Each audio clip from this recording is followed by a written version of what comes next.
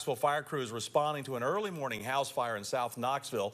When on scene, they discovered 11 people and 13 dogs at the house. We're told all 11 people who lived in the home were trying to get the dogs out. Crews were eventually able to fight the blaze and got it contained shortly after they got there. Now, while crews were on site, two dogs began fighting. That's when one of the people living in the home pulled out a firearm, shooting and killing one of the dogs.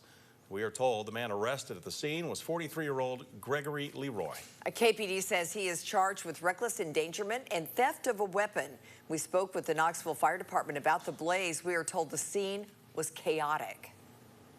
When our first initial engine company arrived, they were met with just a little bit of a chaotic scene. Our fire chief likened it as a once-in-a-lifetime event, to be honest with you. And here's kind of how it played out. They arrived on scene. They found 11 people in the yard that stated that they all lived within the residence.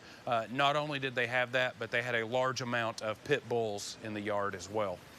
According to KFD, Young Williams was called to transport the animals. The organization says of the 13 dogs, one was dead, another was critically injured and being treated by their vet team.